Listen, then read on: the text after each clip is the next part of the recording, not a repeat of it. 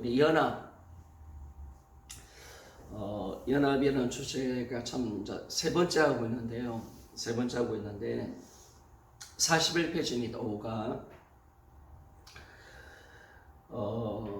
우리가 예수님을 믿을 때 우리가 그냥 예수님 따로 내 따로가 아니라 예수님과 우리가 완전한 하나가 되는, 연합이 되는 이 놀라운 하나님의 은혜가 임하게 된 겁니다.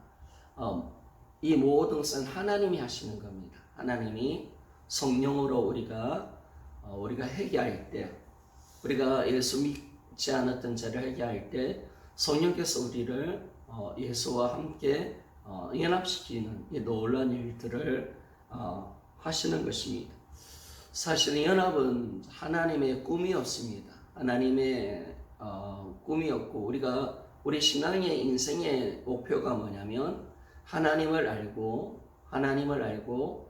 하나님과의 깊은 사귐이 있고 그분과 연합되는 것, 우리의 생각과 마음이 하나가 되는 것, 이게 이제 하나님이 우리 인생을 향한 목표입니다. 이걸 위해서 하나님 우리 인생을 만져가시는 거죠. 우리가 성화되는 이 가정들이 다 이쪽으로 가는 겁니다.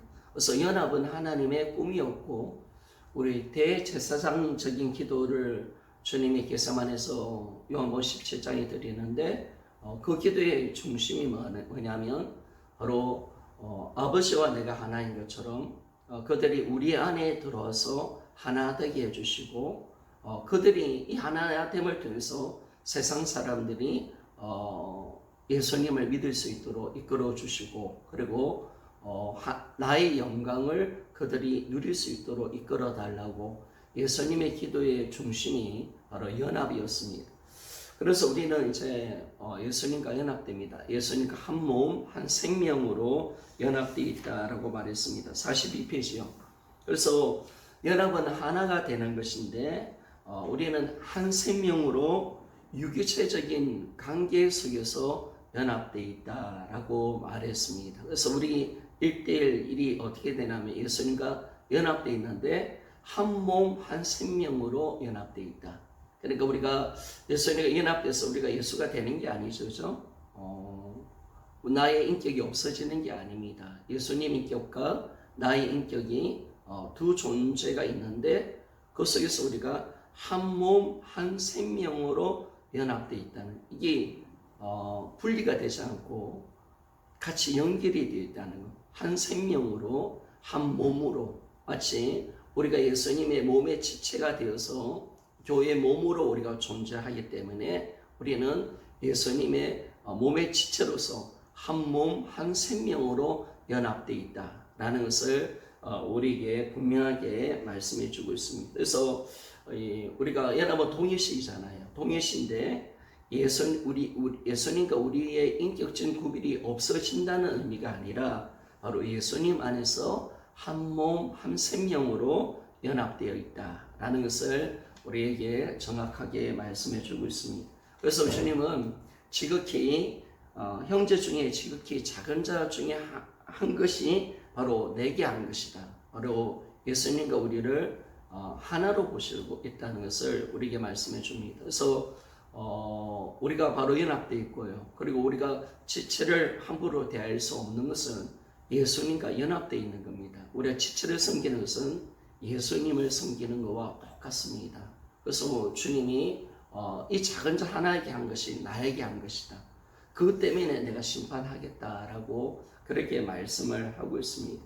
뿐만 아니라 바울이 회심하기 전에 사울이었던 그가 다메섹 교회의 성도들을 죽이려고 했고 많은 교인들을 핍박했을 때 예수님이 어떻게 말씀하셨습니까? 너가 어찌하여 나를 핍박하느냐? 교회와 예수님과 바로 이 예수님의 몸을 이루는 우리와 연합되어 있다는 것을 말씀해 주고 있다는 겁니다. 하나 되어 있다. 교회를 핍박하는 것은 예수님을 핍박하는 것이고, 교인을 핍박하는 것은 예수님을 핍박하는 것이죠. 왜? 우리가 예수님의 몸의 지체로서 연합되어 있기 때문에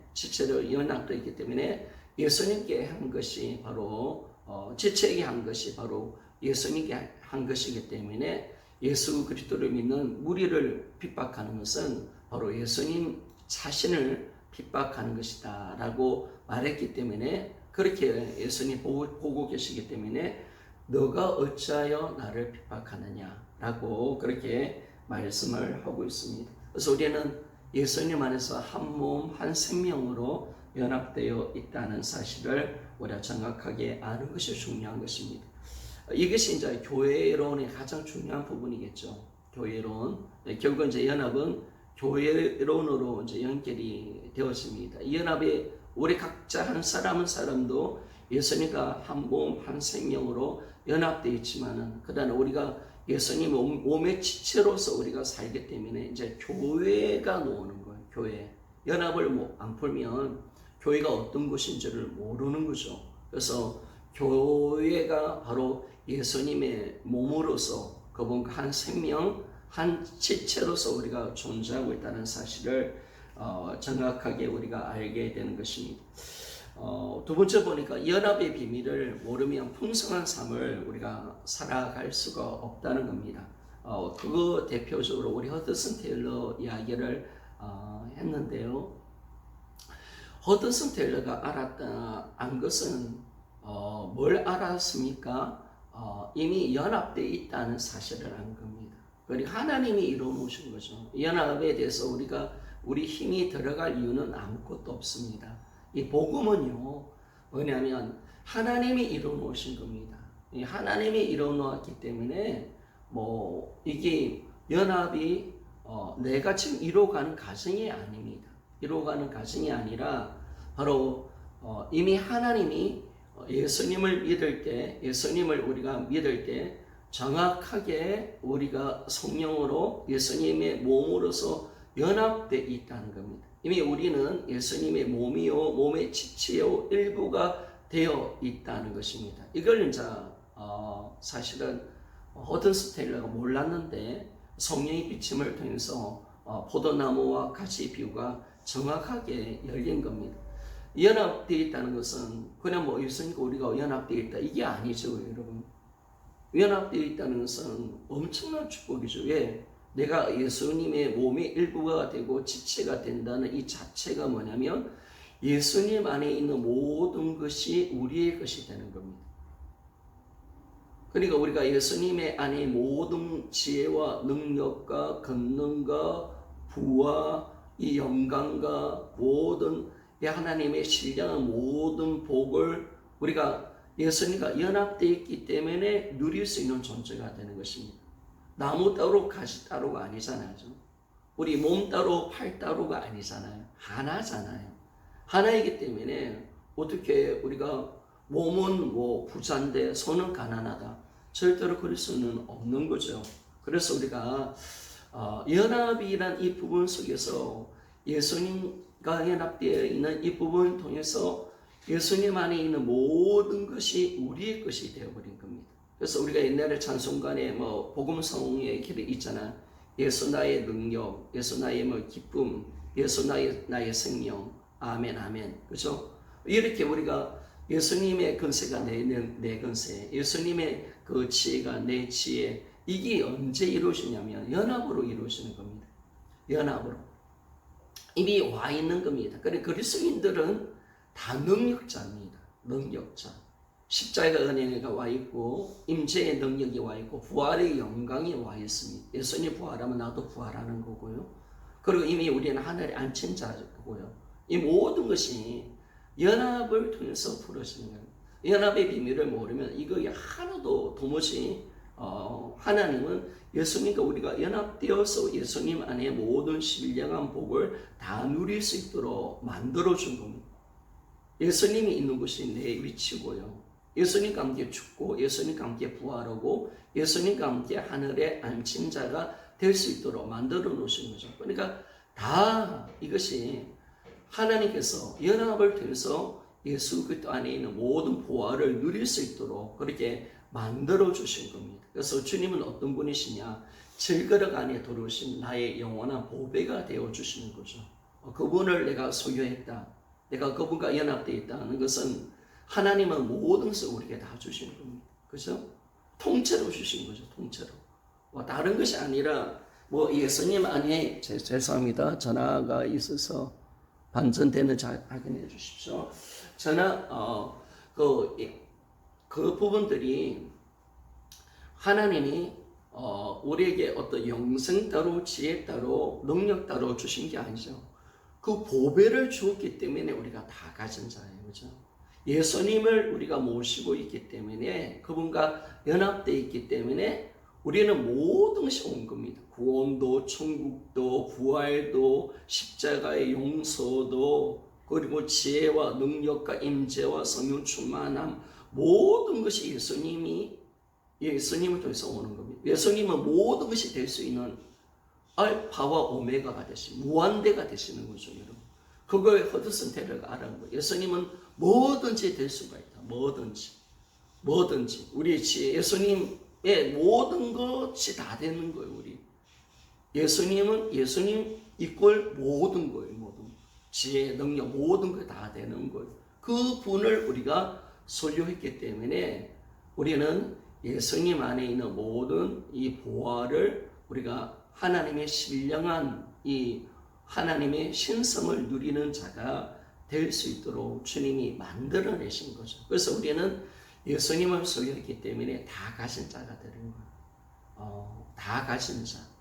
그분 안에 이 모든 보화가 내 것이 되기 때문에 이걸 이제 알게 된 겁니다. 그러니까 허드슨 테일러가 이것을 알고 난데 이제 그러면 우리가 이제 뭘 해야 되느냐? 이제 허드슨 테일러가 말을 하기를 우리가 하는 것은 그분을 의지하고 믿는 것밖에 없는, 신뢰하는 것밖에 없는 겁니다. 그분이 그분과 연합되어 있다는 것을 내가 의지하고 그 사실 앞에 내가 믿음으로 살아가는 것, 그분의 인도를 받고 그분의 그 일하심을 우리가 사모할 때 그 삶 속에 우리의 삶 속에 하나님의 그 능력이 드러나게 된다는 것입니다. 복음의 능력은 우리가 이미 와 있는데 믿음으로 풀어지는 겁니다. 얼마나 내가 믿느냐에 따라서 그 역사와 능력이 드러나는 거죠. 그래서 주님이 병자를 고칠 때 네가 믿느냐? 네 믿음대로 될지어다. 내가 모든 것을 할 수가 있고 네의 모든 치료와 능력이 될 수 있는데 네가 그걸 진짜 믿느냐라고 그렇게 말씀합니다. 우리는 이 복음의 능력과 은혜를 내 믿음의 분량만큼 누릴 수가 있는 것입니다. 그래서 우리가 점점 연합의 이 비밀의 은혜를 우리가 알면 알수록 예수님 안에 있는 이 엄청난 것을 누리며 살아갈 수 있는 거죠. 그러니까 우리가 하나님께서 주신 이 복음은 너무나 큰 겁니다. 너무나 위대한 것입니다. 바울도 이걸 다 어떻게 알았겠습니까? 다 경험하며 어떻게 살아갈 수가 있겠습니까? 아무리 우리가 이걸 파고 경험하고 가셨다 하더라도 이 비밀은 너무나 큰 것이기 때문에 다 누릴 수가 없는 거예요. 여러분 내가 태평양 바닷물을 내가 한 바가지씩 먹는다 해서 태평양 바닷물이 없어집니까? 아니죠, 여러분. 먹어도 없어지지 않는 것이 바로 복음의 능력이에요. 복음의 그 비밀이에요. 연합이 얼마나 크다는 사실을 우리가 정확하게 어떻게 예수님 안에 있는 모든 부귀 영화를 우리가 다 누릴 수 있는 존재인데 이걸 어떻게 다 누립니까? 여러분? 얼마나 큰 건데, 그렇죠? 그래서 우리가 이제는 믿는 거죠. 믿고 그분을 신뢰하는 거. 내가 어디에 딱 있고 예수님과 연합되어 있다는 사실을 딱 정확하게 날마다 알면서 그분의 일하심을 내가 볼 수 있도록 그분께 내 인생을 드릴 때 그분이 내 안에서 일을 하시는 이 놀라운 현장을 우리가 경험하게 되어져 있다는 겁니다. 그래서 우리가 연합을 알아야 풍성한 삶을 살아가는 것입니다. 그래서 우리가 아무리 가난한 자라도 그리스도인들은 다 가진 자잖아요. 그렇죠? 그게 참 놀라운 고백이에요. 우리는 세상에 별 볼 일 없는 존재고요. 사실 뭐 우리 그리스도인들이 뭐 가진 것도 없고 아무 힘이 없다고 하지만은 사실은 하나님의 복음 입장에서 보면 우리는 다 가진 자예요. 우리는 지혜자고요, 능력자고, 예수 안에서 모든 것을 할 수 있는 존재고요. 천국의 모든 보화를 다 가진 자, 예수님과 함께 하나님의 보좌에 앉아 있는 자. 야, 이것이 하늘에 앉힌 자. 이것이 우리 그리스도인들의 위대한 비밀이죠. 세상을 모르는 거예요, 여러분. 세상은 알 수가 없어요. 근데 언제 아느냐? 바로 고린도서 3장에 보니까 우리 영혼이 예수님과 감춰졌는데 그 예수님이 재림할 때 세상이 우리를 안대요. 우리를 안다는 거예요. 우리가 어떤 존재인가, 그 엄청난 능력이, 부활의 그 영광이 우리 가운데 있다는 사실을 세상 사람들이 비로소 알게 된다는 거예요. 그러니까 우리가 어떤 존재인가라는 것을 늘 알게 되는 거죠. 복음을 아니까요. 예수 믿는 그 자체, 정말 주님과 연합되어 있는 그 자체가 능력이고 그 자체가 힘이고요. 그 자체가 영광인 거예요. 그래서 우리가 뭐 은사, 능력 구하는 것도 뭐 필요한 차원이지만은요. 그러나 서신서라든지 복음서라든지 신약을 보면요. 뭘 강조하느냐? 우리가 어떤 존재인가? 예수 그리스도 안에서 어떤 존재인가라는 것을 복음을 풀어내고 있다는 거죠. 복음을 풀어내고 있어요. 심지어 고린도 교회 가운데 은사가 막 드러났지만은 근데 바울이 그 은사에 대해서 뭐 스스로 대단하다라고 그렇게 칭찬하지는 않지, 그렇죠? 칭찬하지는 않아요. 뭐 그거 적당하게 사용해라. 너희들이 필요할 때 그 잘 사용해라. 질서 있게 사용하고 교회에 덕을 끼치는데 사용하라 하면서 바울이 결국 은사 쪽에 머물지 않습니다. 왜냐하면 복음의 그 영광이 너무 크기 때문에 그렇습니다. 거기에 마음 뺏길까 싶어서 바울이 조심하는 거예요. 교회를 사용돼야 되고 바로 사랑이 진정한 은사다라고 말을 하면서 정말 우리에게 주시는 하나님의 위대한 복음을 풀어내는 것이 신약 성경입니다. 그래서 우리가 그래서 은사를 그렇게 강조하지 않는 거죠. 예수님이 그런 많은 능력과 은사가 드러나셨지만은 서신서에 들어오면 별로 은사를 강조하지 않아요. 그 이유가 그겁니다. 복음의 그 위대함을 바울과 요한과 베드로가 서신서를 다 적었잖아요. 그죠? 그걸 아니까 그 부분을 강조하고 있다는 그 부분. 그래서 우리가 어디에 우리 마음이 뺏겨야 되고 어디에 우리가 초점을 맞춰야 되느냐 다른 것이 아닙니다. 복음에 우리 인생을 맞춰 가야 된다. 복음의 그 능력을 날마다 우리가 발견할 수 있는 그런 사람이 되어야 된다는 것을 말씀해 줍니다. 자, 45페이지. 그런데 그리스도와 우리가 한 몸, 한 생명으로 연합되어 있지만은 또 중요한 것은 뭐냐면 세 번째 보니까 지체와도 연합이 되어 있다는 지체와. 그러니까 여기서 교회 공동체가 세워져 가는 것을 우리가 보게 되었습니다. 우리는 어떤 존재인가? 옛사람과 새로운 피조물의 차이점은 뭐냐면요.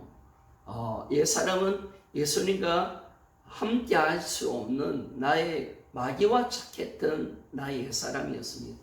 나나했던 내가 주인 되었던 그런 존재인데 우리가 새로운 피조물, 새 사람은 어떤 존재냐? 예수님과 연합된 존재입니다.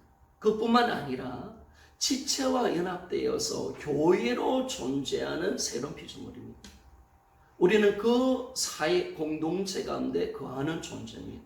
하나님의 새로운 사회를 만들어냈죠. 그래서 예전에 존 스타트 목사님이 그 에베소서 강해서를 적었는데 그 강해서의 제목이 뭔지 아십니까? 새로운 사회, 공동체 이렇게 그분이 타이틀을 정했어요. 이게 바로 교회라는 거예요, 여러분. 우리는 새로운 사회, 새로운 세상에 들어왔다는 거예요. 새로운 공동체 가운데 우리가 들어와 있고 우리는 교회 일원으로서 살아가게 되어져 있습니다. 그런데 너무나 감사한 것은 지체와 연합되어 있으니까 어떻게 지난주 이 부분을 많이 풀어냈는데 보니까 지체와 연합되어 있으니까 지체를 섬길 수밖에 없고 나를 위해서 살 수 없고 우리는 사랑하는 존재가 되는 거예요.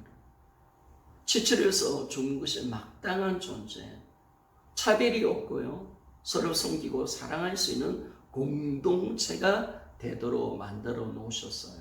자기가 없고 오직 몸을 위해서 존재하고 머리를 위해서 머리에 순종하는 존재로, 그것이 우리의 새로운 피조물의 삶이에요. 그리고 교회를 모른다면 신앙생활이 될 수가 없습니다. 이 교회의 비밀을 모르면요, 개인의 신앙생활, 여러분 절대적으로 성경은 그걸 거부합니다. 교회를 떠나서 개인적인 은사와 능력을 구하고 인격적인 체험을 구하는 신앙은요, 신앙의 성경, 하나님께서 이루어놓으신 교회의 신앙은 아닙니다. 하나님이 그런 새로운 피조물을 만들 때 교회 일원으로서 우리를 만들어내셨습니다. 한 말하면서 교회로 존재하도록 만들어 놓으셨어요. 교회를 떠난다는 것은요, 교회와 우리가 떨어져 있다는 것은 그리스도인이 아닌 거예요, 여러분. 하나님이 예수를 믿을 때 우리는 뭐냐면 예수의 몸으로 일원으로 붙여놓은 거예요. 지난주도 그 말을 했는데요, 나는 안 붙을 거예요. 나는 혼자 살 거예요. 나는 예수님 교회로 존재 안 할 거예요. 그러면 구원도 없어요. 하나님은 반드시 그렇게 하셨어요. 왜냐하면 새로운 사회, 새로운 공동체, 진정한 천국을 누릴 수 있는 그런 하나님의 공동체를 만들기 위한 것이 하나님의 목적이었거든요. 그래서 뭐예요? 모든 세상 사람들에게 복음을 전하는 것은 뭐냐면 그들이 교회 일원이 되어서 정말 주님의 통치를 다스리는 하나님의 나라가 되는 것이 하나님의 꿈이에요. 그 우리 세상 사람들을 교회로 넣는 거예요. 그리스도의 몸으로 그들 일원이 될 수 있도록 만들어가는 것이 전도입니다. 전도입니다. 그래서 그들이 주님의 통치 가운데 새로운 어떤 마귀가 지배하는 세상이 아니라 주님이 통치하는 하나님 나라의 백성으로서 주님과 함께 살고 지체와 천국의 삶을 살도록, 하나님 원하는 그 아름다운 삶을 살 수 있도록, 하나님은 사랑이기 때문에 연합입니다. 하나님은 하나 되는 겁니다. 하나님은 하나 되는 것을 너무너무 기뻐하십니다. 그리고 교회의 생명은 뭘까요? 여러분, 교회의 생명은 다른 게 아니에요. 연합이 있습니다. 하나 되어 있는 교회가 되어야 합니다. 예수 그리스도가 우리가 하나가 되고요, 지체와 우리가 하나 되는 것, 이것이 교회의 생명입니다. 교회의 영광이고요. 이럴 때 교회는 온전하게 하나님의 기능을 이루며 살아갈 수가 있고 하나님의 뜻을 이룰 수가 있는데, 교회의 가장 문제는 뭐냐면 분리되는 겁니다. 왜 분리되느냐? 정죄와 판단입니다. 그래서 하나님은 지체를 정죄하고 판단하는 것을 너무너무 싫어하십니다. 그게 가장 큰 제약이라고 말합니다. 우리가 서로 지르고 서로 욕하고 판단하고 세상의 기준이 돌아와서 그렇거든요. 그런데 진짜 지체가 나와 연합되어 있고 지체를 찌르는 것은 나를 죽이는 것이고 주님의 몸된 교회를 예수님을 지금 죽이고 있다는 이 사실을 안다면요, 우리가 어떻게 함부로 지체를 대하고 지체에 대해서 그렇게 말을 할 수가 있습니다. 절대로 정죄하지 말고 판단하지 마라. 믿음 없는 사람을 하나님이 받으셨으니까 네가 누구인데 판단하느냐, 다 수용하고 가라 라고 주님이 로마서 14장에 말씀하고 있습니다. 그리고 판단하는 그 입술은 반드시 네가 마지막 때 네 입술에 놓은 말을 네가 직고하리라. 내가 반드시 그 말을 심판해버리리라. 하나님 굉장히 교회의 연합을 깨뜨리는 것을 싫어하십니다. 그 연합을 깨뜨리는 것은 정죄와 판단이거든요. 내가 낫다, 내가 함부로 대하고 함부로 판단하는 것, 그걸 너무너무 싫어하십니다. 어떤 자라도 하나님은 받으셨기에 내 눈에 안 차고 내 마음에 안 들어도 그들은 교회 일원입니다. 그들은 내 가족이고요, 그들은 나의 몸의 일부입니다. 그들과 나는 하나입니다. 그들과 나도 한 생명, 한 몸으로 연합되어 있습니다. 그래서 우리는 교회에 어떤 자라도, 어떤 부족한 자라도 우리 몸처럼 맡기고 사랑해야 합니다. 그런데 이걸 모르니까 서로 지르는 거예요. 세상의 가치관이 들어오고요. 교회가 교회답지 못하는 것은 단 하나입니다. 세상의 기준으로 사람을 바라보게 되고 세상의 어떤 가치관을 통해서 그 사람들을 정죄하고 판단하기 때문에 그렇습니다. 세상의 기준으로 보니까 높고 낮음이 있잖아요. 더 많이 가진 자, 덜 가진 자가 나오잖아요. 근데 하나님 그렇게 보고 계시지 않거든요. 하나다, 지체다, 연합되어 있다. 그들이 곧 나다. 그들을 위해서 사는 것은 나를 위해서 사는 것이다. 함께 아파하고 함께 영광을 누릴 수 있는 존재가 바로 너희들이다. 그렇게 말씀하는 거예요. 그러니까 연합의 비밀이 되어져야 교회론이 정확하게 나오는 교회론이. 물론 그 모든 것을 하시는 분은 바로 성령 하나님이십니다. 성령의 역사는요, 예수님이 이뤄놓으신 것을 실제적으로 적용시킬 수 있도록 만드신 분이 다 성령의 역사입니다.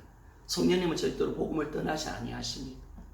예수님이 이루신 그 일과 그분의 말씀을 이루는데 성령님은 사역하십니다. 그걸 떠나 있다면 신비주의입니다.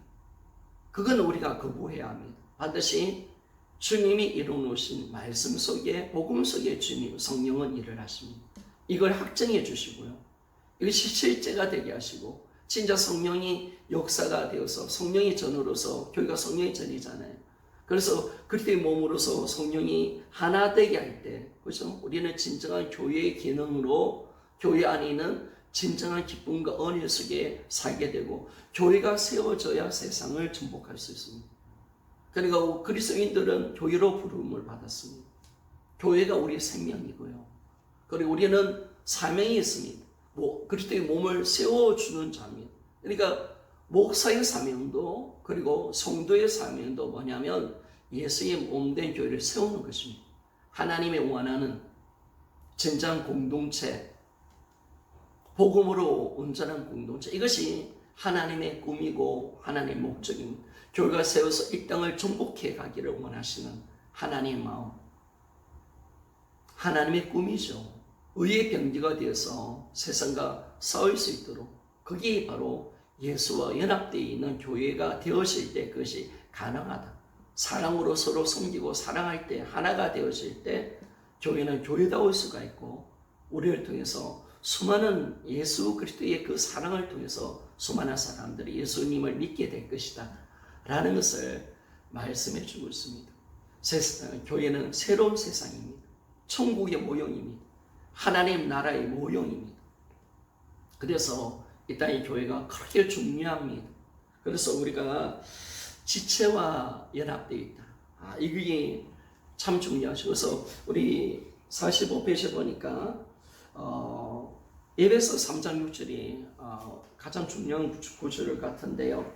우리 함께 한번 읽어봅시다. 에베소서 3장 6절. 이는 이방인들이 복음으로 말미암아 그리스도 예수 안에서 함께 후사가 되고 함께 지체가 되고 함께 약속에 참여하는 자가 됨이라. 아멘.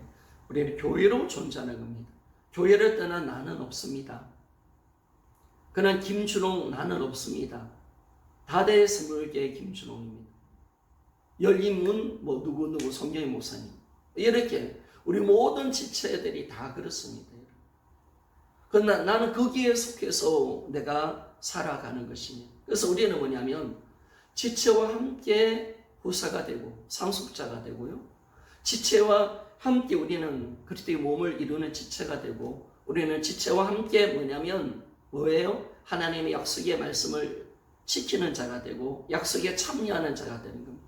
다 함께 하는 거죠. 예배도 함께, 천국도 함께 가는 거고요, 기도도 함께 하는 거고, 하나님 약속의 말씀에 참여하는 것도 함께 하는 거고, 신앙생활도 함께 하는 겁니다. 함께. 따로따로가 되어지니까 안 되잖아요. 여러분. 우리는 하나 되어 있는 겁니다. 지체가 지금 직장에 나가 있지만은, 지체가 나가 있는 직장에 그 사람이 지금 개별적으로 있는 것이 아니라 거기에 있네. 우리 다대성물교회가 가 있는 거예요. 우리가 가 있는 거죠. 그게 놀라운 겁니다. 지금 지체와 함께 하고 있는 겁니다.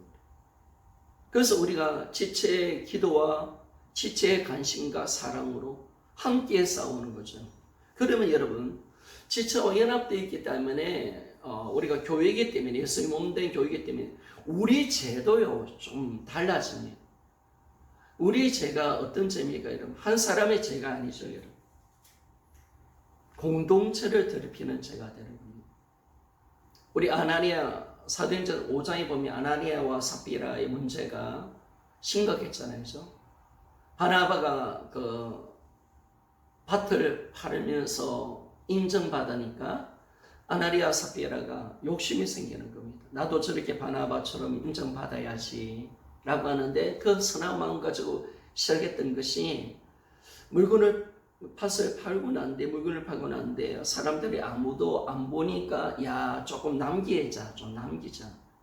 그리고 이 밭의 소유물을 팔았다고 교회에 바치자. 속이는 거죠. 성령을 속이는 죄. 그때 하나님이 아나니아 삽비라를 베드로를 통해서 책망하시고 죽이는 사건이 나옵니다. 왜 그런 사건이 나오느냐? 물론 시대적인 어떤 흐름도 중요하고 지금 초대교회가 세워지기 때문에 그들의 제약을 통해서 교회가 무너질 수 있기 때문에 하나님이 강력하게 일을 하신 겁니다. 그러니까 그들의 죄가 한 사람이 그냥 돈을 팔았던 것을 얼마 감추었던 속였던 그 죄, 그들의 부부의 죄가 아니라 공동체 전체를 더럽히는 죄가 되었기 때문에 우리 아간의 죄처럼요. 그러니까 신약의 아간의 죄죠. 그 죄처럼 공동체 전체를 더럽혀서 하나님의 성결함을 잃어버려서 교회로서의 기능을 감당하지 못하게 하는 악랄한 죄악의 누룩을 퍼뜨리는 자였거든요. 그래서 죽이신 거예요. 그러면 우리가 주님과 연합되어 있다면 우리의 죄는 내 혼자의 죄가 아닙니다. 공동체 하나님의 몸된 교회를 더럽히는 죄가 되는 겁니다. 하나님의 축복을 가로막는 죄가 되는 것은 주의 임재를 막아버리는 죄가 되기 때문에 우리는 회개할 때 내 죄만 회개하는 것이 아니라 물론 내가 지었던 당사자니까 내 죄를 회개해야 되겠지만 공동체를 더럽혔던 죄도 회개하셔야 돼요. 그래서 우리가 거룩하게 살아야 될 이유가 여기 있는 것을 우리가 알게 되는 것이죠. 그래서 우리가 함께 모든 신앙생활을 함께 하는 겁니다. 춘천한 마음교회가 공동체가 진짜 막강합니다. 김성로 목사님이 저희들이 올라갔을 때 예배 가운데 저희들을 보고 그렇게 말씀하시더라고요. 복음을 다 아는 사람이 올 필요는 없고 그런데 우리들을 보고 하는 소리가 공동체를 보고 싶으면 올라온나 라고 말씀을 하셨습니다. 왜냐하면 그 교회가 복음으로 진짜 공동체가 막강합니다. 이 복음이 아니면 공동체는 절대로 세워지지 못합니다. 그러니까 공동체가 문제가 아닙니다. 반드시 복음이 되어지고 주대심 앞에 굴복이 되어진 사람들이 있을 때 진정한 연합의 그 은혜가 임하여 공동체가 세워집니다. 하나님은 이 복음을 통해서 지금 우리에게 뭘 이야기하셨느냐, 뭘 요구하셨느냐, 교회를 세워가는 것이죠. 교회. 그러니까 이 복음은 개인적으로 보면 동행 임재까지 가는 거, 연합을 통해서 우리 개인의 신앙은 동행 임재까지 가게 하는 것이 목표입니다. 그리고 공동체로 보게 되면 교회를 세워가는 겁니다. 교회를 세워서 뭐냐면 세계 선교, 복음 전파, 이걸 하나님이 요구하고 계시는 거죠. 이걸 통해서 하나님께서, 근데 교회가 세워지지 않으면 세계 선교가 될 수가 없습니다. 근데 이게 교회가 공동체의 세계 선교가 문제가 아니라 절대로 그것이 그 순서가 바뀌면 안 되는 겁니다. 반드시 복음이 와야 되고요. 복음이 되어져야 되고 거기에 성령이 임해서 교회가 세워지고 그리고 세계 선교로 나간 것이 이 복음서와 사도행전에서 나타나는 이 순서잖아요. 반드시 그 순서로 가야 됩니다. 그래서 복음서가 먼저 나오고요. 그리고 사도행전은 교회가 세워지는 그 모습을 통해서 전 세계 가운데 복음이 선포되는 내용이 나와 있잖아요. 이 성수를 복음서가 없는 사도행전은 있을 수 없다니까요. 그래서 우리가 반드시 복음으로 되어져야 합니다. 이 공동체가 굳건하게 세워지지 않으면 안 되는 것을 우리가 보게 돼요. 그래서 우리가 공동체가 막강해져야 됩니다. 따로따로 나랄 신앙, 이래서 힘이 없는 겁니다. 이 복음이 약하니까 우리 교회도 보니까 아직까지 공동체 약해요. 이게 4년 정도 있는데도 다 보면 진정한 복음의 은혜 속에 살지 않으니까 아직까지 옛사람의 나예요. 공동체를 잘 몰라요. 내가 지금 어디에 속해 있는지를 모르니까 다 나랄 신앙이에요. 자기 기복신앙, 자기 문제에 잡혀 있고, 이러니까 교회가 안 세워져 가는 거죠. 그런데 진정으로 내가 하나님의 복음 속에 들어와서 내가 지금 교회 일원으로 존재하고 있다는 것, 이걸 정확하게 알고 교회를 세워가는 것이 나를 세워가는 것이고, 나를 위한 신앙이다. 지체를 세우는 것이 나를 위한 신앙이라는 것을 정확하게 아는 사람은요, 공동체를 세우는 자가 되는 것입니다. 김성도 목사님이 어떤 말씀을 자주 하시냐면, 공동체를 모르는 사람은, 진짜 지체를 사랑하지 않은 사람은 예수님을 믿는 사람이 아니고 복음을 모르는 사람이다 라고 말했습니다. 저는 그 말에 100% 동의합니다. 지체를 사랑하지 않은 사람은요, 예수님 믿는 사람은 아닙니다. 정말 이 교회를 모르는 사람은 복음을 모르는 사람입니다. 하나님의 마음이 지금 복음이 어디로까지 가는지, 복음의 목표가 어디에 있는지를 우리가 정확하게 안다면 우리는 교회를 위해서 사는 존재, 교회를 세우는 사명을 가지고 사는 존재로서 살아가는 것입니다. 그러니까 공동체가 막강하니까 천천한마음교회는 정말 교회가 단단합니다. 어찌 그렇게 강력한 교회가 되는지 모르겠습니다. 아마 전 세계 교회에서 가장 강력한 교회인 것 같습니다. 정말 초대교회를 거의 완벽하게 재현하는 교회 같습니다. 그걸 박영철 교수님이 알고 난 뒤에 많이 눈물을 흘리셨다더라고요. 그분이 교회론의 대가시고 침례교회 신대원 원장님이신데, 이분이 늘 셀교회, 셀에 대해서 전 세계 가운데 근위자십니다. 교회에 대한 근위자신데, 자기 20년, 30년 그런 교회 한번 만나고 싶은 것이 꿈이었는데, 자기 교단에 춘천 한만교회 가보니까 그 교회가 세워지는 거예요. 얼마나 많이 오셨는지 몰라요. 여러분, 공동체, 여기에 미쳐야 합니다. 이게 진정으로 복음을 우리가 복음의 꽃이고요, 이 교회가 세워져 가는 것, 이것이 하나님의 원하는 뜻임을 우리에게 말씀해 줍니다.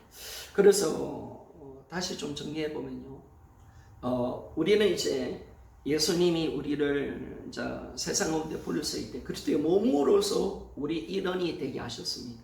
이제는 뭐냐면 교회 공동체로 살아갈 수 있도록 만들어 놓으셨습니다. 공동체를 떠난 우리는 존재할 수 없습니다. 우리는 교회로 존재하는 겁니다. 아시겠죠? 교회 일원으로서 살아가는 겁니다. 거기 나의 정체성입니다. 나 김준홍은 그냥 김준홍이 아닙니다. 다대 성교회 김준홍입니다. 우리 모두 성도들은 자기 교회 성도입니다. 교회를 떠난 내 명함은 없습니다. 그렇게 존재하는 겁니다. 그래서 이제는 교회 일원으로서 이 하나님께서 원하시는 이 공동체, 그 일원이 되어서 주님의 뜻을 이루는 삶을 살아가는, 그런 삶을 살아가는 것입니다. 그래서 우리가 지체와 연합되어 있기 때문에 뭐예요? 차별이 없죠. 교회는 차별이 없어야 됩니다. 계급이 없습니다. 높낮이가 없고요. 우리는 뭐냐면 모든 것이 하나입니다. 그래서 참 이런 공동체가 어디 있습니까? 이러면. 근데 교회는 진짜 특별한 곳입니다. 세상에 이런 공동체는 절대로 없습니다. 오직 예수님만이 세울 수 있는 공동체입니다. 삼위 하나님께서 하시는 공동체지, 세상에 교회 같은 곳을 여러분 조사를 해보세요. 이런 공동체가 있는지. 남을 위해서 지체와 연합되어 있다. 지체를 해서 살아가야 된다. 함께 아픔과 기쁨을 누릴 수 있고 모든 계급과 차별이 없는 공동체, 섬김과 사랑의 공동체, 천국이 이 땅에 임하에 있는 공동체, 교회, 그죠? 오직 주님이 다스리는 공동체. 여러분, 이런 공동체가 세상에 있습니까? 절대로 없습니다. 하나님이 원하는 공동체, 우리 삶은 교회로 통해서 드러나기를 원하십니다. 그래서 우리가 이제는 바로 지체가 내가 하나이기 때문에 우리는 지체가 곧 납니다. 그래서 우리 지체를 해서 죽을 수가 있는 거죠. 형제에서 죽는 것이 마땅하도다.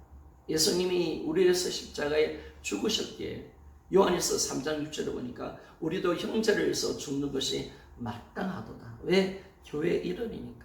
지체를 위해서 사는 것이 나를 위해서 살아가는 것이고. 그래서 그렇습니다. 지체가 사실 납니다. 연합되어 있잖아요. 그래서 우리가 서로 섬기고 사랑하고 이제 교회 일원으로서 교회를 세우고 주는 자로서 살아가는 것입니다. 자, 지난주 이걸 많이 강조했고 오늘은 또 다른 부분 46페이지입니다. 네 번째 마지막으로 예수님과 연합된 나의 신분입니다. 연합이 되어지니까 예수님께 있는 모든 것이 내 것이 되는 거죠.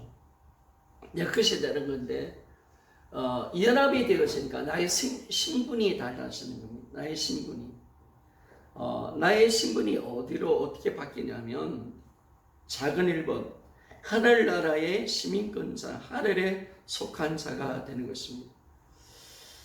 우리가 예수 그리스도를 믿을 때 우리는 예수님과 하늘에 앉힌 바 되었으므로 예수님과 연합된 나는 하늘나라의 시민권자이다라고 그렇게 말씀을 하고 있습니다. 여러분, 우리가 천국교회에서 맞죠? 하늘나라의 시민권자, 우리 시민권이 하늘에 있잖아요. 하늘의 시민권자인데 왜 그러면 그것이 가능한가라고 했을 때 이게 그냥 하나님께서 우리에게 주신 티켓으로 준 것이 아니라 하나님이 예수 그리스도와 연합을 시켜놨기 때문에 우리가 지금 이 놀란 신분의 이 존재를 누릴 수 있도록 만들어내신 겁니다. 여러분, 우리 위치는요 어디 있느냐? 우리 위치는 예수님 안입니다. 예수님 안에 있다는 말을 좀 더 풀어본다면 예수님과 함께하는 존재라는 뜻입니다. 우리 예수님 안에 있다는 연합을 이야기하는 겁니다. 그러니까 바울에서 진서에서 가장 많이 나오는 단어가 몇천 번 나오는 것 같아요. 예수 그리스도 안, 예수 안.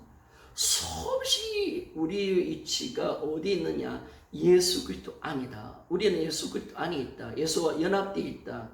우리 예수님 그분이 있는 곳에 내가 있다. 그분의 모든 것이 내 것이다. 끊임없이 바울이 가장 많이 즐겨 쌓였던 가장 많은 썼던 단어가 예수 그리스도 안이라는 뜻입니다. 그 안에 우리가 있기 때문에 우리는요 예수님이 계시는 곳이 곧 내가 있는 장소입니다. 그럼 봅시다. 우리가 예수님 십자가에 죽었을 때 우리는 예수님과 안에 있었기 때문에 예수님과 함께 있었기 때문에 나도 죽은 겁니다. 나도 십자가로 죽었습니다.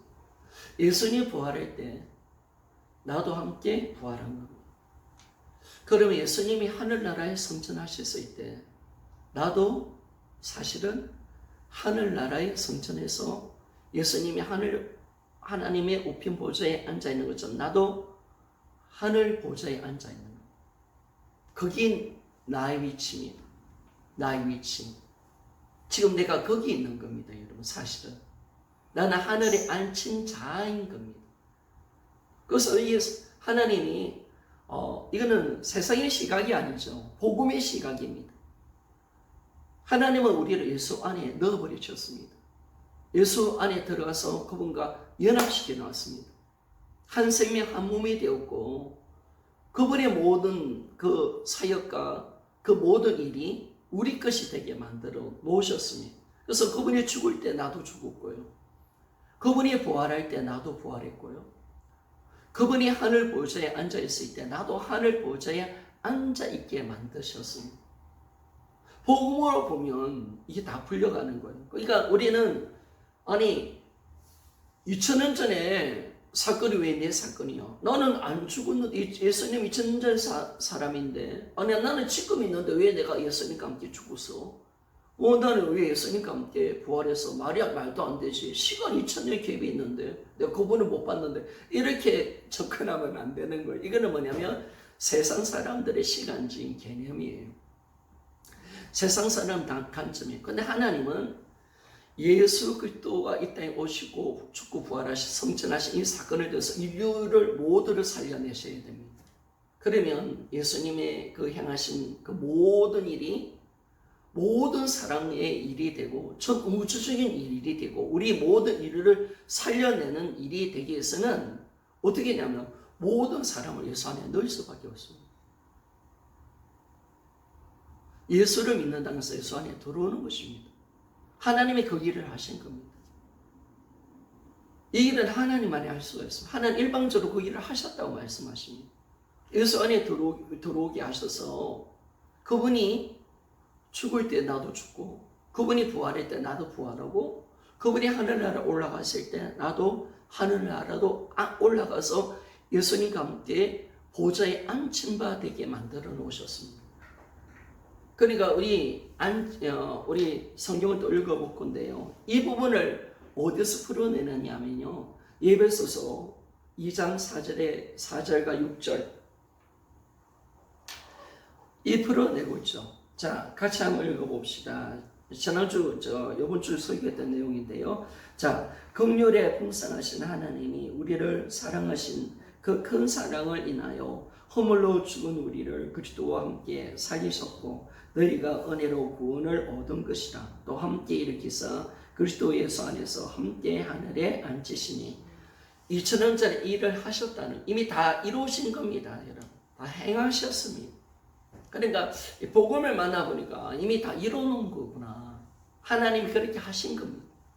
그 하나님의 능력이죠. 하나님. 그리고 그 능력이 그대로 우리 것이 되도록 하나님이 행하신다는 거예요. 진짜 이 사람을 죽이시고 예수님 피로 우리의 자리를 사시고 그리고 우리를 부활시키시고 또 주님이 오시면 다시 우리를 신령한 몸으로 부활시키시는 그 하나님의 능력이 복음 안에 있는 거예요. 진짜인지 가짜인지 내가 하나님을 바라는 거예요. 이게 위대한 거죠, 여러분. 하나님의 그 위대함이 복음 속에 있는 거예요. 그 위대함을 나중에 재림 때 볼 겁니다. 왜? 우리가 신령한 몸으로 변화되는 걸 보게 되겠죠. 하나님의 영광에 참여하는 자 우리가 되겠죠. 아, 이게 진짜구나. 그걸 우리가 더 적나라하게 알게 될 것입니다. 그래서 오늘 이 본문에 보니까 그죠? 허물로 죽었던 우리를 그리스도와 함께 살리셨고 그리고 또 함께 일으켰다는 거예요. 그리고 그리스도 예수 안에서 함께 하늘에 앉히시니 시티드 과거 완료입니다. 이미 앉아 있는 겁니다. 끝난 겁니다. 현재 진행이 아니라 2000년전에 그 일을 하셨기에 이미 우리는 그 속에 앉아 있는 것입니다. 그러니까 복음의 2000년 전에 예수님이 죽으시고 부활하시고 하늘나라 가신 그 사건은 이미 끝난 사건입니다. 그러니까 우리의 모든 구원도 끝났고요. 부활도 끝난 겁니다. 이미 우리는 하늘에 앉힌 자가 된 겁니다. 와, 이게 위대한 거죠, 여러분. 하나님의 위대함이 그 예수 그리스도의 그 사역의 위대함이 거기 있는 겁니다. 한 사람의 죽음도 아니에요. 한 사람의 부활도 아니에요. 한 사람의 성천이 아닙니다. 모든 예수 그리스도 안에 모든 자를 다 넣으셔서 모든 자의 십자가고 모든 자의 부활이고 모든 자의 앞으로 인류의 모든 사람들이 다 와도 앞으로 1000년, 2000년 앞으로 많은 인류가 왔을지라도 이미 예수 안에 모든 사람이 죽고 부활하고 하늘에 앉아 있는 겁니다. 그런데 그것이 내 사건이 되는 것은 오늘 내가 예수 그리스도를 나의 주님으로 믿을 때 그 사건이 내가 되는 거죠. 놀라운 거예요, 여러분. 그리고 우리 옛사람이 언제 죽었느냐? 언제 죽은 거예요? 우리 옛사람이요. 2000년 전에 죽은 거예요. 이 의미를 여러분, 세상의 시각으로 들어가면 안 돼요. 하나님의 시각으로 보셔야 돼요. 하나님의 관점으로 보셔야 돼요. 하나님이 이루어놓으신 관점으로 보셔야 돼요. 예수님 그 한 분에 모든 인류를 다 넣으신 거예요. 모든 사람을 다 넣으신 거예요. 앞으로 올 모든 사람. 그런데 하나님 입장에서는 그럴 수 있어요. 왜냐하면 하나님은요, 시간과 공간을 초월하시고, 하나님 시간은요, 과거, 현재, 미래가 없어요. 하나님은 현재밖에 없어요. 우리 시간 속에서 과거가 있고 현재가 있고 미래가 있지, 하나님은 하나예요. 한 점이에요. 그래서 천년을 하루로 볼 수 있는 분이 하나님이신 거예요. 그러니까 하나님의 관점으로 가셔야 돼요, 여러분들이. 이게 이제 열리어서 가야 되는 거죠. 야, 2000년 전에 예수님 십자가 죽었는데 나도 2000년 죽었구나. 그걸 여러분 누굽니까? 정상전 그리스도인의 생활 누굽니죠? 오치만이가 발견하고 난데 얼마나 춤을 춘지 모르잖아요. 야, 2000년 전에 나도 죽었구나. 나 옛사람 죽었구나. 근데 이걸 이제 이미 이뤄놓은 겁니다. 다 죽은 겁니다. 다 살아난 겁니다. 다 하늘에 안치한 자가 되었습니다.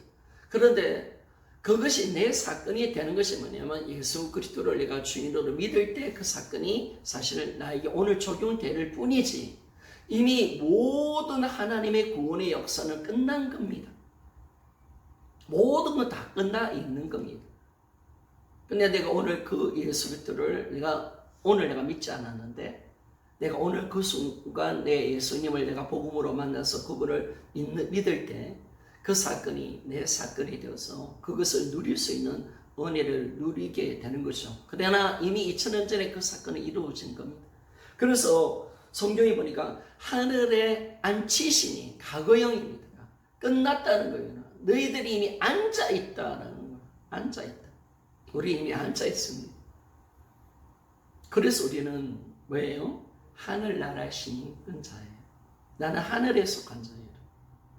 이게 정확해져야 돼. 내가 이미 하늘에 앉아서 천국의 백성으로서 천국에 가 있구나. 예수님과 함께 내가 지금 예수님 자리가 내 자리이기 때문에 이미 난 천국의 백성으로서 천국의 성도의 삶, 성도의 그 삶을 내가 지금 누리고 있구나. 이걸 우리가 정확하게 하는 거죠. 그래서 우리는 하늘나라의 시민권 자고요. 하늘에 속한 자입니다. 여러분, 우리가 하늘나라 시민권자고 우리 고향이 천국인데, 그러면 물어봅시다. 우리가 언제 천국에서 태어났습니까? 아니, 나는 내 고향은 부산 영도고요. 영도에서 태어났지 내가 언제 천국에서 태어났습니까? 그럴 수 있잖아요, 그죠? 아니, 내 고향은 부산 영도인데 그래서 태어났는데 내가 언제 천국에서 태어났는데 왜 자꾸 천국이 고향이라고 이야기할까? 그게 이 말씀이죠, 여러분.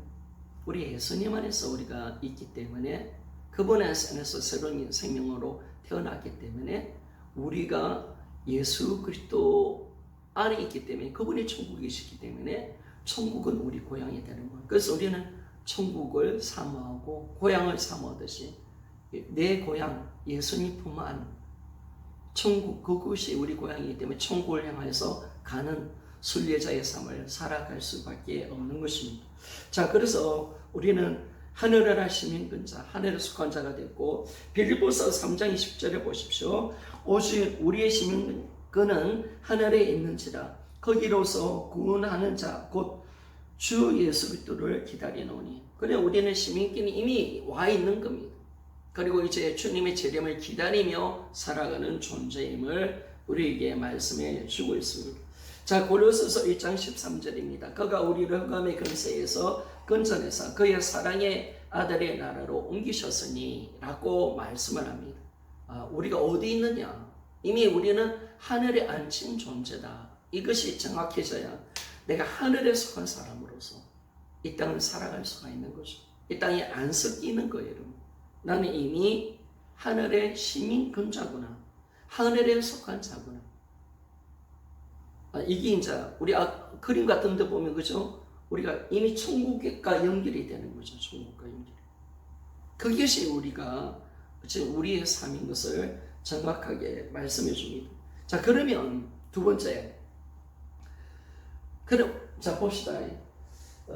우리가 천국이 있고 이 땅이고 지옥이 있는데, 그럼 우리가 사실 여기 있습니다. 그렇죠? 예수님 안에 우리가 여기 있습니다. 여기 있는데, 그러면 내가 왜 여기 있느냐? 왜 이 땅에 있느냐? 이 땅에 있는 이유는 단 한 가지입니다, 여러분. 단 한 가지 이유가 뭐냐면, 우리가 예수 그리스도를 통해서 사신으로 이 땅에 보내진 사람으로서 하나님 보내셨다는 거예요. 그러니까 우리가 뭐예요? 예수님이 이 땅에 오셨던 것처럼 오셨다 가셨잖아요. 하나님이 이제 예수님 오셨다 가신 것처럼 이제 우리가 예수님을 대신하여서 이 땅에 보냄을 받은 자입니다. 이게 우리입니다. 그러니까 우리는 뭐냐면 이 땅에 왜 사느냐? 이 우리의 삶의 복음은 우리의 삶이 이제 어떤 삶을 살아야 되는지 이걸 정확하게 보여주고 있거든요. 복음을 아니까 우리의 삶이 심플해지는 겁니다.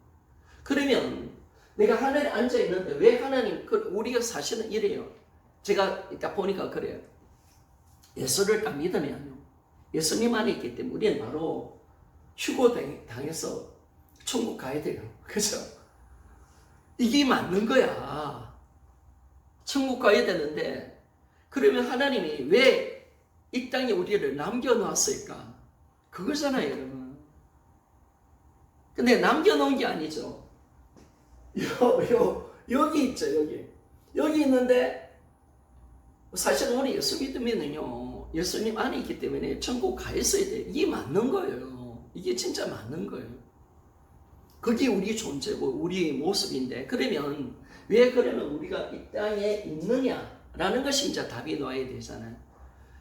이 땅에 있는 이유는 다른 것이 아니라 예수님이 이 땅에 보내주셔서 자신의 십자가의 구원의 사역을 이루셨던 것처럼 우리가 예수님 대신하여 이 땅에 보냄받은 사신으로서 이 땅에 보내셨다는 거예요.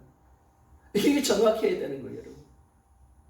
나는 이미 하늘에 앉힌 자가 되었는데 하나님께서 새로운 하나님의 자녀로 태어날 때 다시 우리에게 뭐냐면 이 땅에 남겨놓으신 거죠. 남겨놓으셨는데 왜 남겨놓으셨느냐? 예수 그리스도를 대신하여 이 땅에 보냄받은 사신으로 살도록, 한마디에 말해서 복음을 전하는 사명자로 살도록 하나님이 보내신 거예요. 그래서 우리의 남은 삶의 목적은 뭐냐면 이미 다 우리는 받은 거예요. 다 이루어진 거예요. 다 가지고 있는 존재죠. 그러면 이 땅의 삶은 뭐냐? 사명을 향해서 달려가는 삶. 이게 이제 정확하게 놓는 것입니다. 그래서 우리는 그리스도를 대신하여 이 땅에 보냄을 받은 자입니다. 자, 제가 읽겠습니다.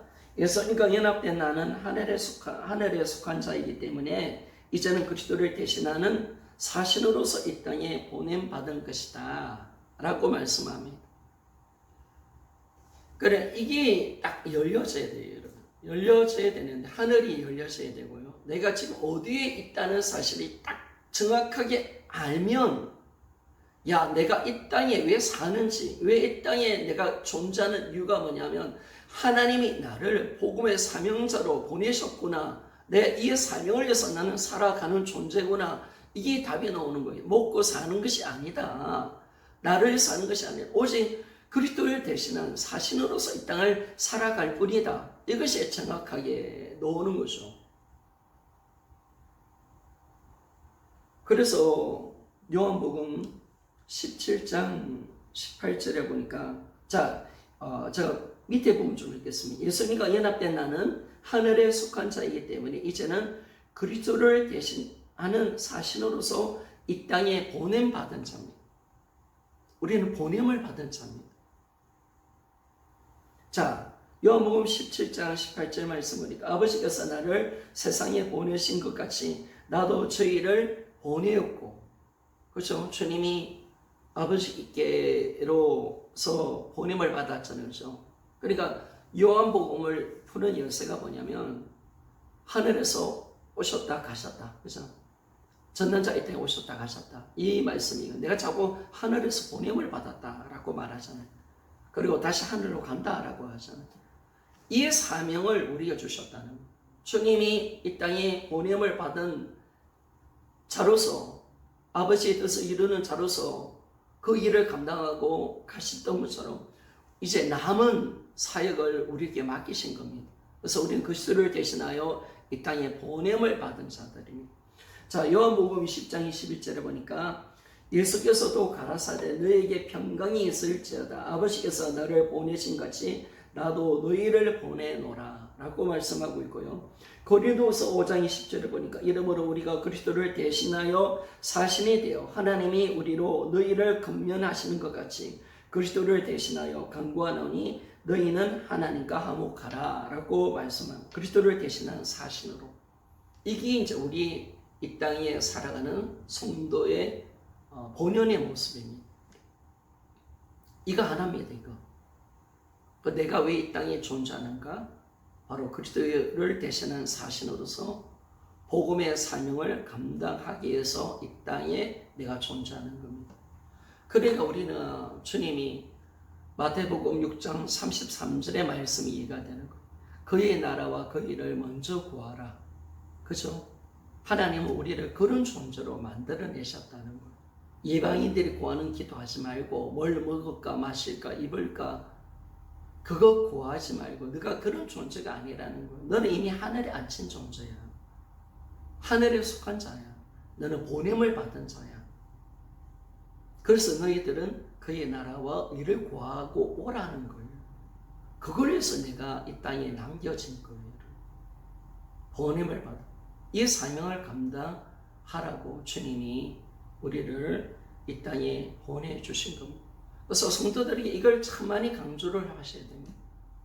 성도들이 우리가 진짜 보내진 받은 자구나. 우리가 예수 그리스도의 사신이구나.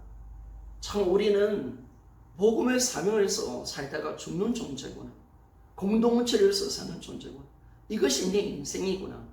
여기에 내 인생의 포커스를 맞춰서 살아가도록 만들어가야 되는데 근데 이 복음이 열리시지 않으면 이게 안 나와요. 뭐 사명 감당하라 뭐 이렇게 한다고 되는 건 아니고요. 정확하게 연합의 비문이 풀려져야 그리고 내가 하늘에 앉아 있다는 사실 예수 그리스도와 함께 연합되어 있다는 이 사실이 정확해져야 내가 진짜 보내진 자구나 라는 것을 향해서 사명을 해서 나아가는 겁니다. 그러니까 복음은 사명을 해서 나가도록 만들어줘야 됩니다. 복음은 반드시 사명자로 우리를 만들어냅니다. 그래서 그걸 이제 만들어내는 거죠. 그래서 성도들이 이제 어디로 가게 하느냐? 사명자로 서도록 이렇게 만들어내셔야 됩니다.